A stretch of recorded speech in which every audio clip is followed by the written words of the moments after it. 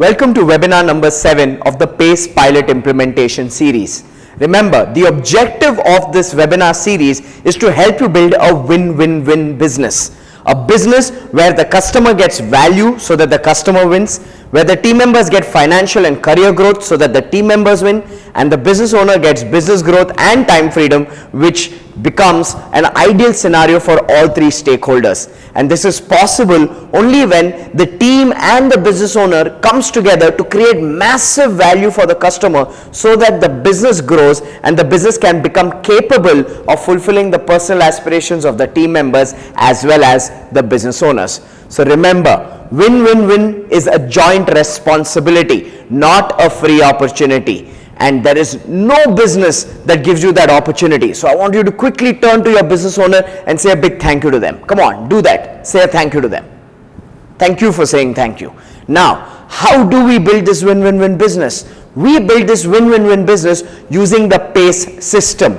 Remember, there are 5 stages in the PACE system. Stage number 1 was the aspiration creation stage, where we define where do we want to go. Stage number 2 is the analysis stage, where we look at what is stopping us from reaching where we want to go. Stage number 3 is the awareness stage, where we look at what needs to be focused on so that we can accelerate the performance of our business. Stage number 4 is the action planning stage, where we prepare ourselves with specific goals and commitments to move towards that aspiration goal. And stage number 5 is the achievement stage, where we give you a template and a mechanism to make sure you achieve the goals you set. So keeping in mind that we are in 5 stages in the PACE system, we're going to move forward with a very critical step in today's webinar, which is a part of the awareness and action planning stage, which is the competence development mechanism. So before we go into the competence development mechanism, let us quickly review what have been the steps you've taken so far as a team in the PACE system. We started with the first stage of aspiration creation. And in the aspiration creation stage, you first understood your team personal aspirations. You got every person to look at what is it that they want and why do they want it. Now, once we finished the personal aspiration stage, then you did the business aspiration creation exercise, where you created smart breakthrough goals in the 5 parameters of a business goal: financial, customer-centric, team-centric, functional system-centric, and learning-centric goals. And then from there, you created a common why. Remember, the why is the fuel. Without a strong why, you cannot move towards that goal. You will fizzle out. And then you created a name for your business goal. This was the aspiration creation stage. And from there, we went into the second stage of the PACE system, which is the analysis stage. This is the stage where we look at what stops us from achieving our business goals. This is the stage where we define the word problems as anything that can come in the way of you achieving your aspiration goal. Any doubt, any limitation, any fear, any obstacle. So what you did here was you listed the problems with your team and you collated these problems and then went into root cause analysis using the 5 why technique for 10% of the problem statements that you'd listed. Once you did the 5 why technique, then you move to the next stage of using the funneling technique, where you scanned the problem statements based on the 4 funnels of root causes. And then from there, we went into the next stage, which was the awareness and action planning stage. Remember, there are 3 screws to turn to accelerate the performance of your business. PACE. The word PACE, you need to know this like you know your second name. Performance acceleration is a result of clarity, competence, and culture enhancement. Come on, everybody say it along with me. Performance acceleration is a result of clarity, competence, and culture enhancement. You got to know this like you know your second name, because in any situation in your business, if you're not able to produce the desired result, it is probably because one of these screws has become loose, and all you need to do is tighten the screws to accelerate performance. So remember, the 3 screws to turn to accelerate performance is clarity, competence, and culture enhancement. Now, while you understood what PACE is, we also gave you clarity of what are the 7 functions in any business. Remember, marketing, sales, operations, R&D, accounts, HR and management.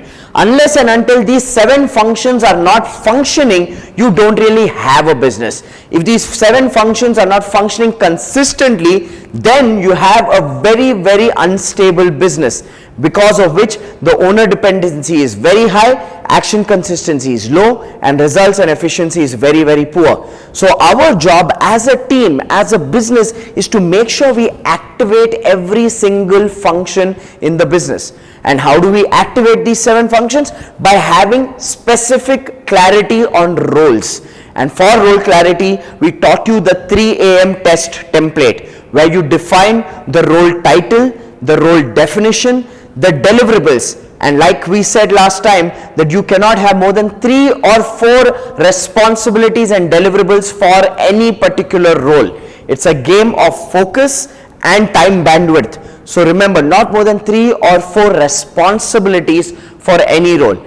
And once you define what is the role responsible for, then you break it down into tasks and activities that need to be done in a step-by-step sequential manner to fulfill those responsibilities, which is what gives the clarity of role to every person on the team. And finally, you would put down the metrics of measuring the efficiency and performance of each role. So remember, all of these are the steps that you've taken so far and created massive progress as a team towards that aspiration goal. Clarity of aspiration goal, clarity of the root causes that come in the way, clarity of the role. And now in today's webinar, we're going to be talking about the element of competence. Like I said, there are 3 elements you need to focus on to enhance so you can accelerate performance. We've spoken about clarity, and today we're going to go deep into this element of competence. Now, before I go into competence, let me ask you a question. How many of you would love to measure the attitude, skills and knowledge of your team members? Would you love to measure it? If you would love to measure it, raise your hand. Thank you. How many of you would love to measure your own attitude, your own skills, your own knowledge? Now some of you are nervously raising a hand, but it's good. Perfect. Thank you. So let me share with you a very, very powerful tool which I'm going to be teaching you in today's webinar, so that you get what I call the master tool for any kind of people management issues. So are you ready to learn it? Are you excited? If you're excited, turn to the person next to you and say, I'm excited. Come on, do it. Thank you. So the tool that I want to introduce to each one of you today is called the Competence Iceberg Model. Now, before we go into the Competence Iceberg Model, let us firstly understand the meaning of the word competence. A lot of times, I hear people use the word competence along with words like skills and knowledge. Like I've heard people make statements like, my team members lack skills and competencies. Well, this is 2 different things. It's not the same thing. In fact, skill is a part of competence. So today I'm going to break down the understanding of the word competence first. Competence is the integration of 3 elements. Competence is the integration of attitude, skills and knowledge that allow a person to be effective in their job role by doing their job tasks. Let me repeat that again. Competence is the integration of attitude, skill and knowledge that allow a person to be effective in doing their job tasks. Is that clear to everybody? So there are 3 elements, ASK, attitude, skill, knowledge. So I have a simple philosophy. You cannot give a task to a person who does not have ASK, attitude, skill and knowledge. If the person does not have the required attitude, required skills, required knowledge, and you give them the task, then you are planning to fail. So these are the 3 key elements that when they come together create competency. Now to learn competency in a more detailed manner, we use this model called as Competence Iceberg Model. Now if you look at this image, you will see that the iceberg has 2 parts to it. One is above the waterline, the other is below the waterline. Now the elements that are above the waterline are elements which are visible, and because they are visible, they are measurable, and because they are measurable, they are developable. For example, the 2 elements that you see above the waterline are skill and knowledge. Because skill is visible. I can see how a person has certain skills while they are doing a job task. Like for example, I can see whether my salesperson has selling skills when I'm seeing him do a sales meeting. So skill is visible, therefore it is measurable. And because I can measure it, I can also develop it by giving the person specific training or specific feedback. The other element that you see above the waterline is knowledge. Now knowledge is different from skill. Skill is ability. Knowledge is information or data a person needs to possess to do a job task. Let me repeat that. Knowledge is information or data a person needs to possess to do a job task. This again is visible and is measurable. I can test a person's knowledge by asking questions or putting them through an exam where I understand what do they know, what information do they possess.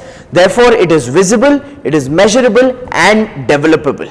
Now, the reason these two elements are above the waterline is because of the visibility of these two elements, and that's what makes them developable competencies. So, I want you to write the definition down of both these words. Skill is the ability to do something well in a particular job task. Let me repeat that definition. Please make a note of this because this is a very critical definition. Skill is the ability to do something well, which is a critical job task. Make sure you write that last part of the statement, which is a critical job task. The ability to do something well, which is a critical job task. Like for example, for a salesperson, selling is a skill because selling is a critical job task. Negotiation is a skill because negotiating is a critical job task. Or say for example, for a trainer, communication is a skill because communicating is a critical job task of a trainer. Or say for example, for a customer service executive who's answering phone calls of customers who are unhappy, listening is a skill because listening is a critical job. Understand that skill is the ability to do a critical job task. Knowledge is the information or data. Please make a note of this definition. Knowledge is the information or data a person needs to possess to be able to do a job task. Let me give you an example. Let's just say I am in the business of manufacturing apparels, of manufacturing shirts and exporting them. Okay. And let's just say I receive an application of a candidate for the sales profile in my organization. And the application of the candidate reads that the person has 15 years of experience in sales. In this scenario, the person has the required skills, which is selling as a skill. But let's just say the application further goes on to read that the candidate has 15 years of experience in sales, but sales of credit cards for Citibank. Now in this scenario, while the candidate has selling as a skill, he does not have the knowledge of the apparel exporting industry because his knowledge is restricted to the credit card industry. So you want to understand and differentiate these two elements. Skill is ability, knowledge is information or data. And both these elements are critical for a person to deliver on their goals and deliver on their job tasks. And both these elements come above the waterline in the iceberg model because they are visible, measurable, developable. Come on, everybody do this. Because they are visible, measurable and developable. Now, this is the above the waterline. But if you understand the iceberg theory, what does it say? The iceberg theory says that what you see above the waterline is just 10% of the iceberg. The major mass of the iceberg is below the waterline. Okay? The strength of the iceberg is below the waterline. In the same way, when it comes to people, skill and knowledge is something that is visible to us. But what actually influences their performance and their competence is the elements below the waterline. Now the elements below the waterline are difficult to see. Please note, I am using the word difficult to see, not impossible to see. Because if you want to see what is below the waterline, you can always dive into the water and see how big the iceberg is. It's not easy to see, it's not impossible to see, it is difficult to see. Okay? Now because it is difficult to see, it is difficult to measure. And because it is difficult to measure, it is difficult to develop. I repeat myself, it's not easy, it's not impossible, it is difficult. Now these elements that come in the competence iceberg model below the waterline are typically the attitude elements. And there are three elements that create the attitude of any individual.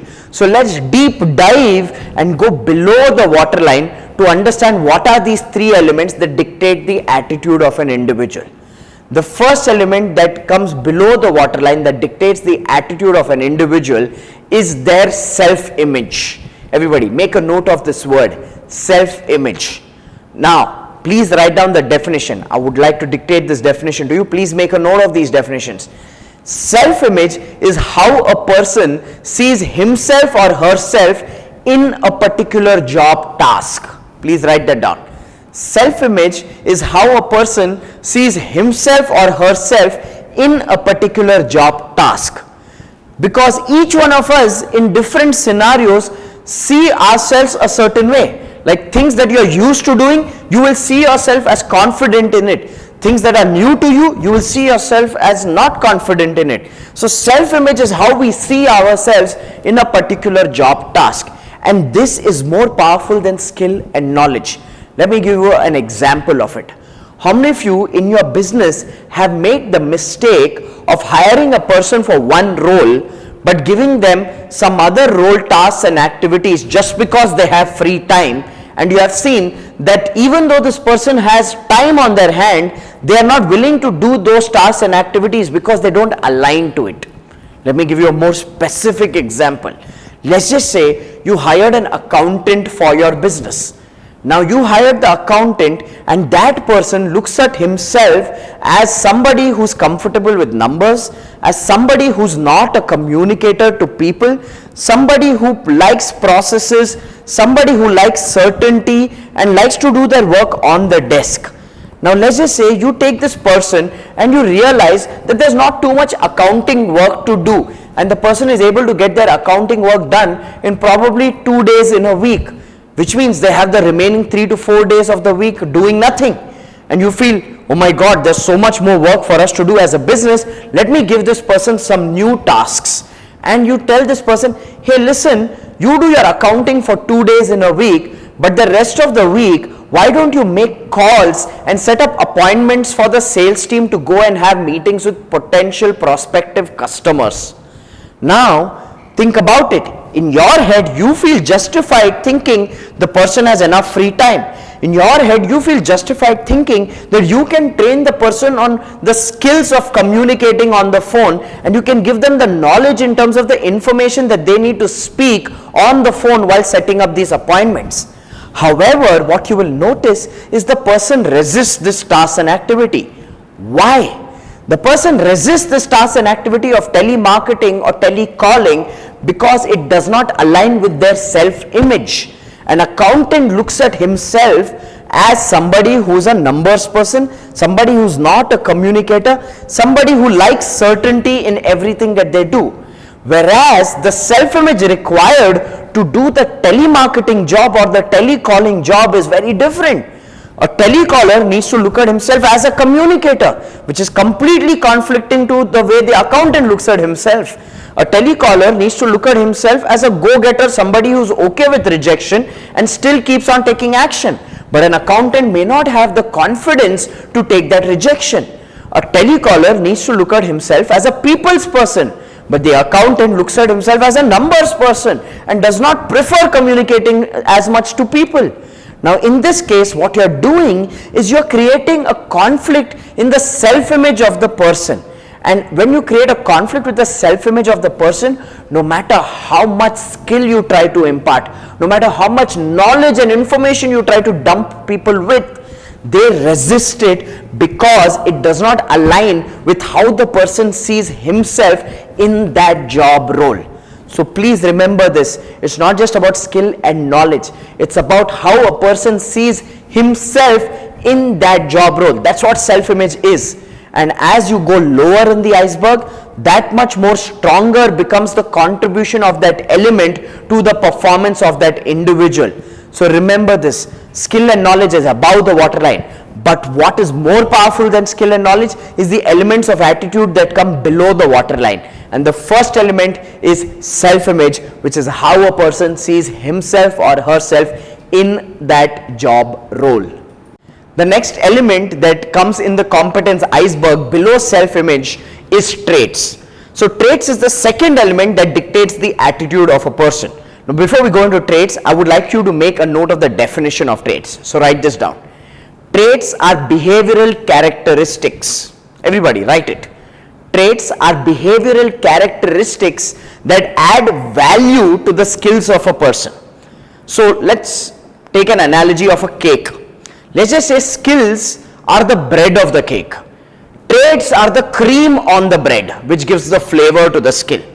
For example, for a salesperson, selling is a skill, but persistence would be a trait. So if a salesperson is persistent, then he would be able to sell better, because traits are behavioral characteristics that add value to a person's skills. So this is a value addition. That's what traits are. So let's do a small little quiz between you and me. Okay, so I want each and every one of you to choose at least one option based on the options I give you for the questions that I ask. So are you ready? Brilliant. So let's just say listening. What do you think listening is? Do you think listening is a skill, or do you think listening is a trait? Now those of you who think listening is a skill, raise your hand. Raise your hand up. Everybody around, look who's raising their hand for listening as a skill. Thank you. Now those of you think listening is a trait, raise your hand.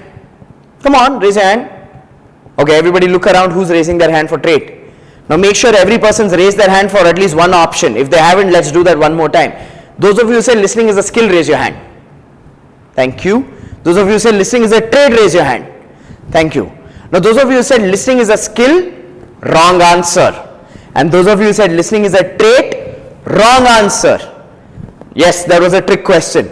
So the question you need to ask me when I ask you the question of is listening a skill or is listening a trait, you need to ask me a question. Write this question down. For which job role? Everybody write this question down. For which job role?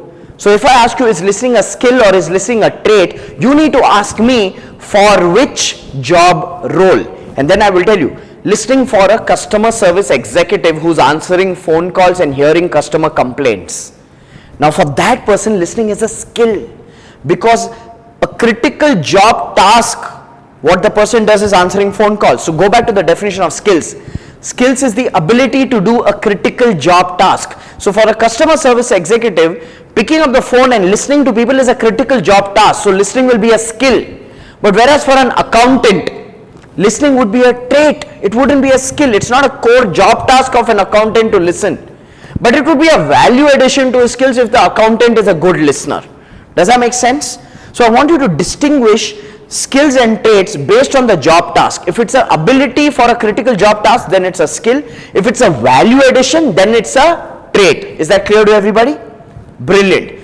The next element that comes below traits in the competence iceberg model, which is at the bottom of the iceberg and is the core that dictates the person's performance, is motive. So everybody write the definition of the word motive. Okay? Motive is why a person does what he or she does. Write this. Motive is why a person does what he or she does. Motive is what drives a person's behavior. That's what motive is. It's that deeper purpose. Write this word. It's their deeper purpose. That's what drives a person's behavior. And at the core, if the motive of a person is not aligned to the motive of the job role, then even if they have the skill and knowledge, it's a recipe for disaster. So motive is what drives a person's behavior. So let us do another test, and you have to vote again. Is making money a good motive or a bad motive? Those of you say good motive, raise your hands. Put your hand down. Those of you say bad motive, raise your hands. Put your hand down. Okay. So those of you said good motive, making money is a good motive. Wrong answer. And those of you said making money is a bad motive. Wrong answer. You need to again ask me the question, for which job role? Please remember, the competence attributes of skill, knowledge, self-image, traits and motives changes based on the job role. So always ask the question, for which job role? Like for example, for a salesperson, The motive of making money, good or bad? Good, because it drives the person to go after incentives.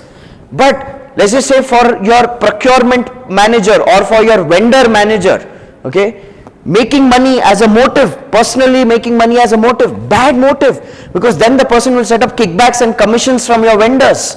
So you need to understand the motives use changes based on the job role. The use of the skill changes based on the job role. So everything changes based on the job role. So always ask the question, for which job role? So let's quickly review the competence iceberg model. There are two parts to it, above the water and below the water. Above the water are visible, measurable, developable. Below the water are difficult to see, difficult to measure, and difficult to develop. And in above the water line, what you need to understand is that skill is ability to do a critical job task. Knowledge is information or data a person needs to have to do a job task.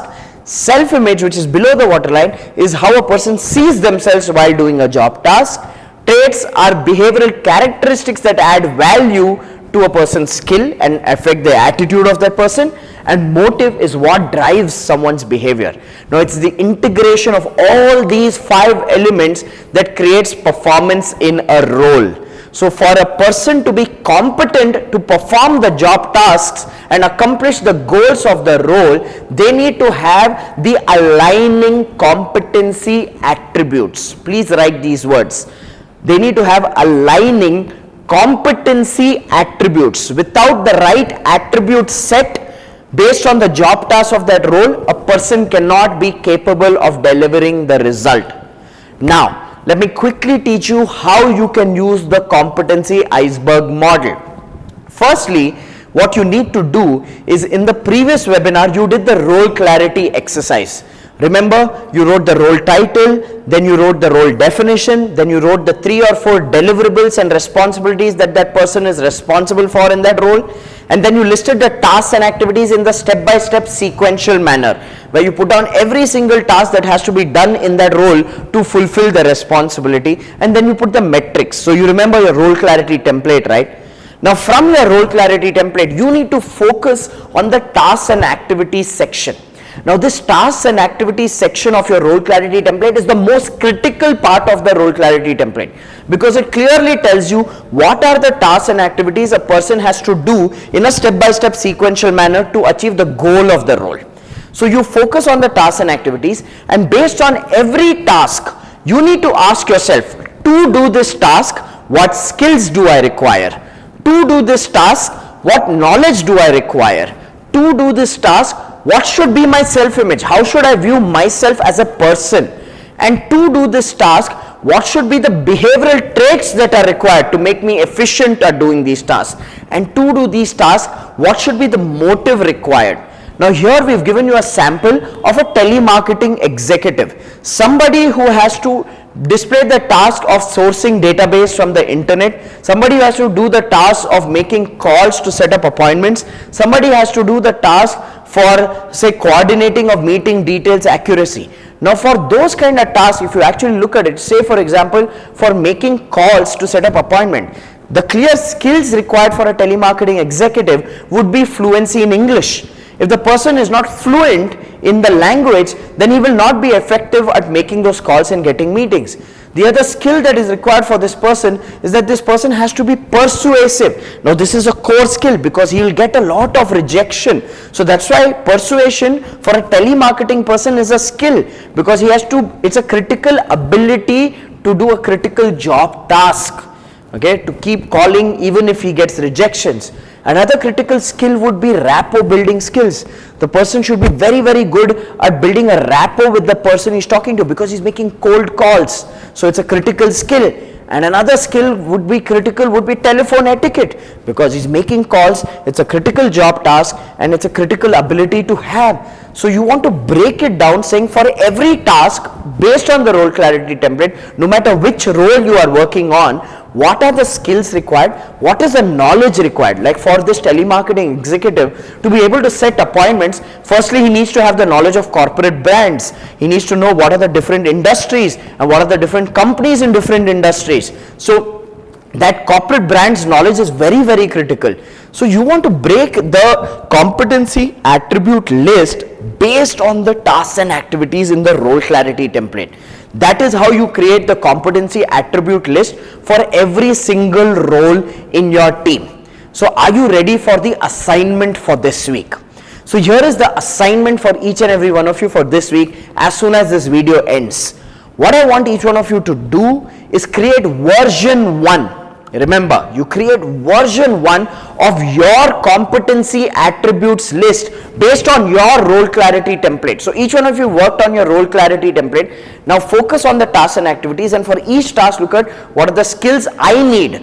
Don't look at it as what are the skills I have. Look at it as what are the skills I need to do that job task. What is the knowledge I need to do those job tasks? What is the traits I need to have to do those job tasks? How should I view myself? What should be my self-image to do those job tasks? And what should be my motive that drives me to do those job tasks? So create the competency attributes list version 1 individually.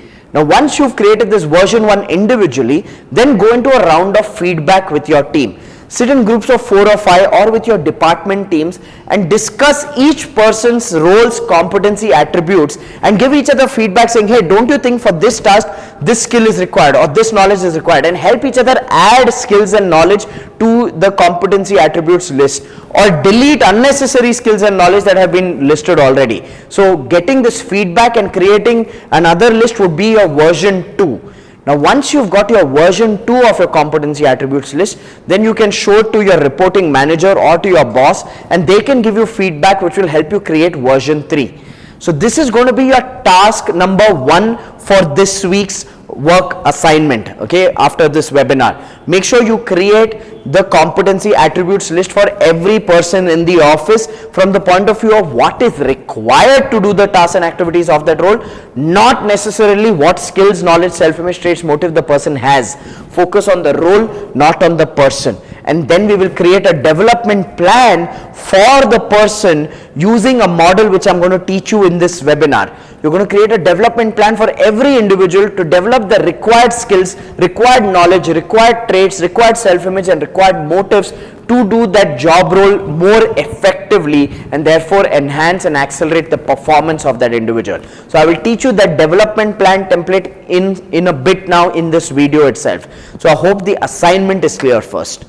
Now, moving forward, how do you use the competency iceberg attribute list? Now that you have a list once you create it, how do you use this list? Well, you can use this list in many ways.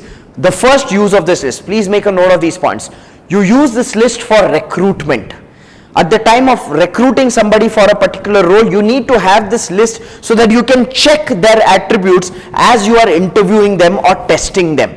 Because if you do not have this list, then you are interviewing without an objective. But having this list in front of you, having the competency iceberg list in front of you, gives you an evidence sheet to see whether that person has those attributes or not. Now, will you find a person with all the attributes? May not be. But at least having this list gives you a fair idea of who are the best candidates that you've interviewed so that you can hire them and bring them on board. Interviewing without a competency attribute list is like walking into a boxing ring without boxing gloves. All that will happen is you will get punched and bruised very badly. So please understand that you need to have the competency attributes list at the time of recruitment for gathering evidence. Write this down. In recruitment, for gathering evidence, because when you're doing that interview, you're gathering evidence to see, does this person have these skills, do they have this knowledge, do they have these traits, and you can play with it to test the person. You can give them a test, an assignment, an exam, a case study, some kind of task which shows you or gives you enough evidence whether this person has these skills or not, has these knowledge elements or not, or has these self-image traits and motives or not. So the first use of the competence attributes list is in recruitment. The second use of the competence attributes list is in training. So when you want to create training programs for your team, then you use this list as your topic list. So when you're organizing a training program and you don't know what topic to organize the training program on, take the competence attribute list, pick a competence attribute, a skill attribute, or a knowledge attribute, or a self-image, or a trait, or a motive attribute, and you can conduct training programs on those topics. So you use this list in training to create topics. The third use, apart from recruitment and in training, is you can use this list at the time of giving people feedback. So you give people specific and balanced feedback. You can use this list to tell people what they are doing well, what they are not doing well, and what they need to do differently. Remember, 3 elements of feedback: what you are doing well, what you are not doing well, and what you need to do differently. So you use this list to give specific feedback to a person whom you're working with in your team, saying, okay, show me your competence attributes list. Okay, based on your competence attributes list, this area you're doing well, this area you're not doing well, and this is what you need to do different. So give them specific direction of how they use this list. The fourth use of the competence attributes list is at the time of appraisals. You can use this list to attach a weightage on the salary hike that you intend to give a person. So say for example, a person is drawing say $300 a month, and let's just say you have a budget of hiking the person's salary by 20%, which would mean another $60. Okay, that you can hike their salary by. Now you will decide to hike their salary by $60 based on multiple parameters. You can attribute 80% of that $60 based on the goal achievement of the person. You can attribute about 10 to 15% of that $60 based on this attributes list, to say that okay, there are 15 attributes in your competence attribute list based on your role. Out of the 15, what you're doing well is in 10 areas, okay, and you're not doing well in 5 areas. So we proportion that and we give you 20% or 15% of your salary hike based on the percentage of attributes that are working well for you. So you can use this at the time of appraisal to attach a weightage. So far here are the uses I have given you. 1, in recruitment to gather evidence. 2nd, in training to create topics of training for your team. 3rd, in giving people specific and balanced feedback. 4th, at the time of appraisal of the person. 5th, you can use this list for coaching and mentoring a person at a one-to-one level, where you give them specific goals for development, saying I want you to develop persistence, I want you to develop perseverance, I want you to give me instances and examples and be more aware about listening as a skill. So you can use this in coaching and mentoring to engage people at a one-to-one level. The 6th use of this is you can use this to decide on the role change of a person or delegating a task. Before you delegate a task to a person, you need to check whether they have the desired competency attributes to deliver that task. If not, the delegation is going to fail. So you use this list for delegating effectively. And the last and final use, the 7th use of this list, is when you have to fire or let go of people. Okay, so you use this list by giving people feedback, training them, mentoring them, supporting them, and even after all of this, if they are not responding and not showing development, then you can use this list as an evidence to let the person go, which would be a fair and a respectful thing to do to a person. So please understand, this tool of competence iceberg is the most critical tool when it comes to any kind of people management. So you got to keep that in mind and use this for any kind of people management task, for recruitment, for training, for feedback, for appraisal, for delegation, for mentoring and coaching, and for letting a person go. So this is how you use this tool. So I've given you the uses of the tool. I have given you what is your assignment, which is to create your competence attribute list, receive feedback from your team members for your role documents. And then the second task I want you to do, once you have completed creating your competence attributes list, the second task for all of you after this webinar is to create your competence development plan. Please write this down, to create your competence development plan. Now once you have the list of skills, knowledge, self-image, traits and motives required for your job role, the next part is to create a development plan, because you may not have all the skills, you may not have all the knowledge, all the self-image, all the traits or the motive elements required to be really effective at that job role. So you create a development plan using a model which is called the PRE model. Everybody make a note of this, PRE model. Now PRE model stands for People, Resources and Experiences Model. Write it down. People, Resources and Experiences. Take a moment. People, Resources, Experiences. So when you create a learning plan or a competence development plan for a person, you got to take into consideration all these three elements. So people means you need to answer the question, who are the people that this person can learn this competency from? Mentors internally or externally? So who are the people that a person, an individual can learn from? So you write that down. Next thing is, what are the resources that this person can learn from? Books, audio books, YouTube channels, blog channels. What are the external resources that this person can use to learn from? So when you're creating a learning plan, you need to have who are the people that this person can learn from, what are the resources, books, audio books, YouTube channels, blog channels, any kind of online digital learning resources that a person can learn from. So you got to have that clear. And finally, what are the experiences that this person can learn from? Now experiences could be things like you get this person to teach what they need to learn. Teaching is a very powerful experience to learn. So when you put a person under the responsibility of teaching what they need to learn, they learn it better. So teaching could be an experience. You get people to conduct training programs internally for other team members, and by teaching others, the teacher is learning more. So teaching is one experience. Or you get a person to shadow. Shadowing means that, let's just say I'm a sales head and I have a salesperson. I take this person along with me for meetings where I do, they watch and they learn, and then we do meetings together, so they learn again, and then they do and I watch. Now this entire cycle is called shadowing. So you could use shadowing as an experience to develop competencies of people. Or you could use attending seminars, training programs as an experience for people to learn. So remember, it's people that I can learn from, resources that I can learn from, and experiences I can learn from. When you break it down like this, you give people a specific learning plan. And this is how you create a competence development plan for your people. So I have 2 tasks for you this week. Number 1, create your competence attributes list.